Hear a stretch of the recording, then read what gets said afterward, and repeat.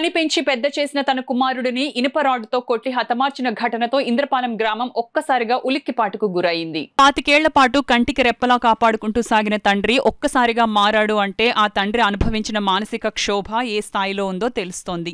తన కొరివి పెట్టే కొడుకును అతి కిరాతకంగా కొట్టి చంపాడు అంటే ఆ తండ్రి మనసు ఎంత విలవిల్లాడి ఉంటుందో అర్థం చేసుకోవచ్చు. చీమకు కూడా హాని చేయని వ్యక్తి పేగు బంధాన్ని కాదనుకొని పెంచిన చేతులతోనే ఉసురు తీయాల్సి వచ్చింది అంటే ఆ కొడుకు ప్రవర్తనకు తల్లిదండ్రులు ఎంతగా విసిగి వేసారిపోయారో అర్థమవుతూనే ఉంది.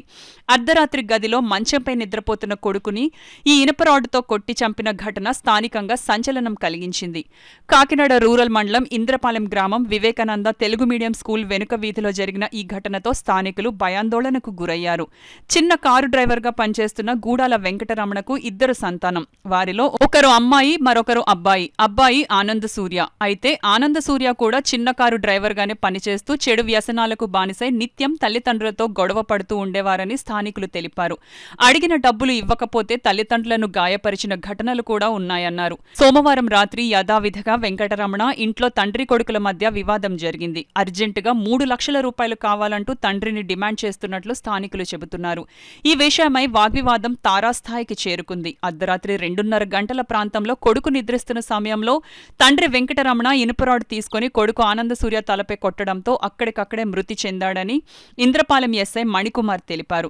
మృతుని తల్లి వెంకటలక్ష్మి ఇచ్చిన ఫిర్యాదు మేరకు కేసు నమోదు చేసి దర్యాప్తు చేస్తున్నట్లు ఆయన తెలిపారు. ఆనంద సూర్య మృతదేహం పంచనామా అనంతరం పోస్టుమార్టం కాకినాడ జీజీహెచ్కు తరలించినట్లు తెలిపారు. వివేకానంద తెలుగు మీడియం స్కూల్ వెనకాల వీధిలో గుడాల వెంకటలక్ష్మి గారు ఇచ్చిన రిపోర్టు తీసుకుని కేసు నమోదు చేయడం అయింది. ఆ రిపోర్టు ప్రకారం ఆమె భర్త, కుమారుడు ఇంట్లో ఉంటారు.